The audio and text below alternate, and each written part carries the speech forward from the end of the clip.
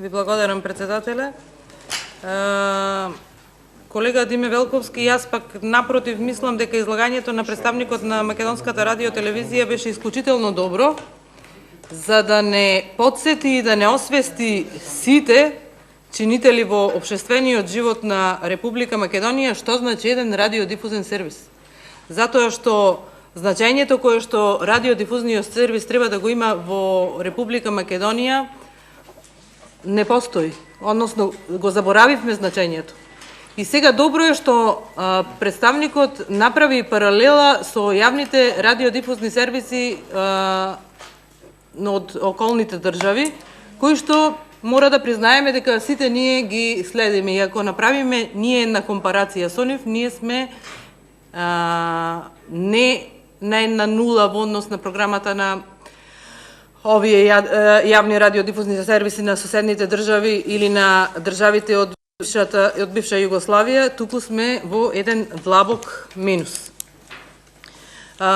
Неколку пати во вашето излагање повторивте финансиски средства се одобрени, го гласавме ние на финансискиот план, да.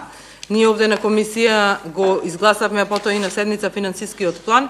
Меѓутоа, еве и во репликата слушнавте она што сакав да го потенцирам, мада не ги знаев точните проценти по колку пари се префрлани секоја година, ама го знаев податокот дека ни 50% од одобрените средства не се префрлаат за работа на Македонската радиотелевизија. И сега кажете ми вие како да функционира еден радиодифузен сервис со толку средства, односно може да кажеме дека оваа куќа буквално од вај преживува и за секоја почит е тоа што има програма на 9 јазици во државата. Имено, почитуван колега, средства кои што во буџетот, повторно ќе речам на хартија, а не на дело се одобруваат, не се дека представниците кои што идат овде да го бранат финансискиот план или пратениците го измислуваме, ами тоа е според законот за АВМУ.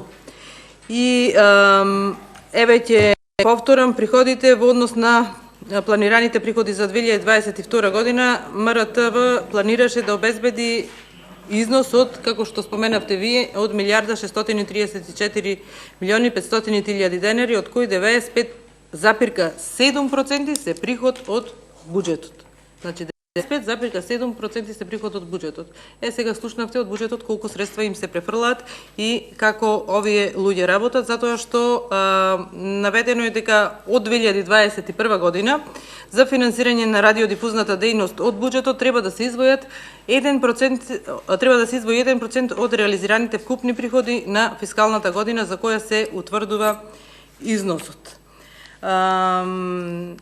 Во врска со дигитализацијата ми дофрливте која ми била интенцијата, ама мора да споменеме кога почна дигитализацијата. Значи дигитализацијата на, зборувам за архивата, не е почната, сигналот е завршен, дигитализацијата на сигналот е завршена.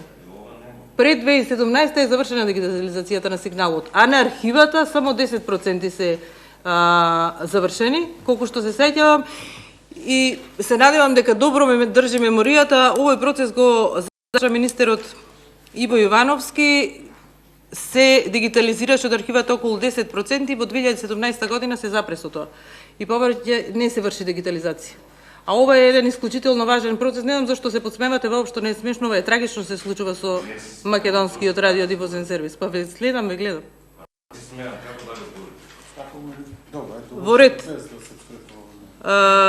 Напротив, сметам дека сите заедно треба овдека да се заложиме, особено вие како пратеници од власта, да се префрлаат повеќе средства за да Македонската радиотелевизија функционира барем нормално. Затоа што треба таа да има информативна програма, забавна програма, за едукација, филмови, детски програми и она што го гледаме. Ќе се надевам ќе се сложите со мене, навистина е жално трагично, односно сегашните генерации гледаат емисии ние кога сме биле деца. И се надевам дека искрено ќе пристапиме кон овој проблем и ќе се заложиме сите заедно да има навистина промена, односно да се реагира кај Министерот за финансии, односно во Министерство за финансии да се префалат барем оние средства кои што според закон следуваат за работа на ова куќа. Благодарам.